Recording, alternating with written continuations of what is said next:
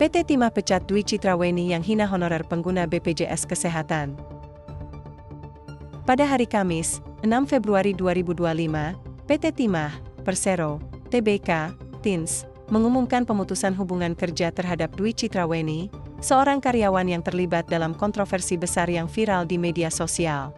Weni, yang juga dikenal dengan nama Weni Mizon di akun media sosialnya, mengunggah sebuah video di TikTok yang menghina tenaga honorer dengan mengaitkan mereka dengan BPJS Kesehatan.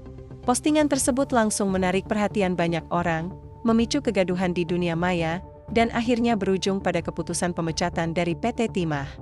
Kejadian bermula ketika Weni, yang menjabat sebagai senior analis di bagian lingkungan hidup PT Timah, mengunggah sebuah video di TikTok yang menyebutkan tenaga honorer dengan kata-kata yang dianggap tidak pantas.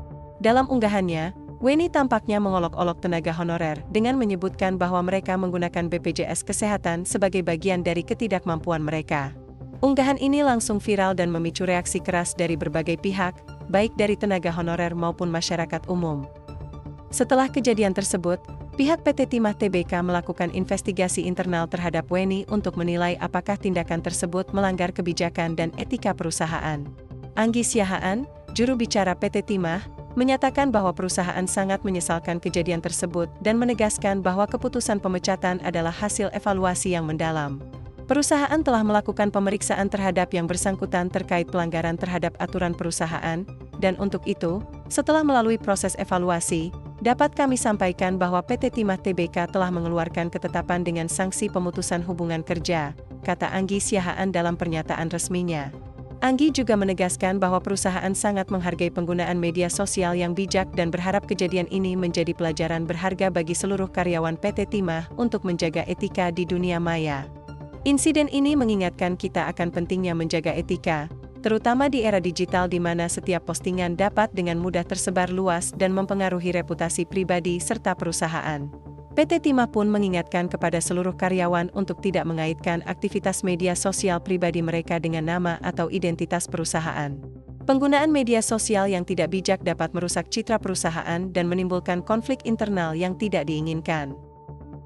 Setelah unggahan Weni viral, banyak pihak yang mengkritik keras tindakan tersebut, terutama tenaga honorer yang merasa dihina dan dipermalukan. Banyak yang menyatakan bahwa tenaga honorer juga memiliki peran yang sangat penting dalam mendukung jalannya pemerintahan dan perusahaan. Mereka berpendapat bahwa setiap pekerja, terlepas dari statusnya, berhak mendapatkan perlakuan yang adil dan dihormati. Di sisi lain, masyarakat juga semakin sadar akan pentingnya etika dalam berkomunikasi di media sosial.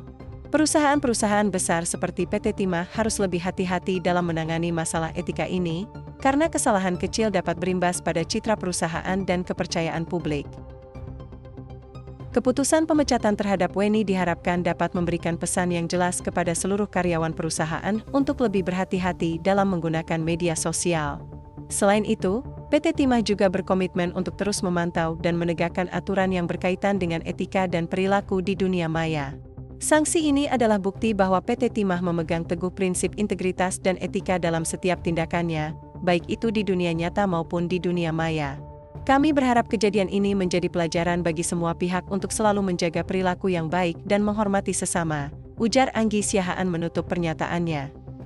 Insiden yang melibatkan Dwi Chitraweni ini memberikan pelajaran penting bagi semua orang tentang betapa pentingnya menjaga etika, baik dalam kehidupan sehari-hari maupun dalam penggunaan media sosial.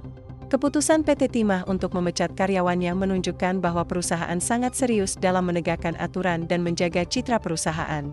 Kedepannya, semoga kejadian seperti ini tidak terulang lagi, dan masyarakat dapat lebih bijak dalam menggunakan media sosial.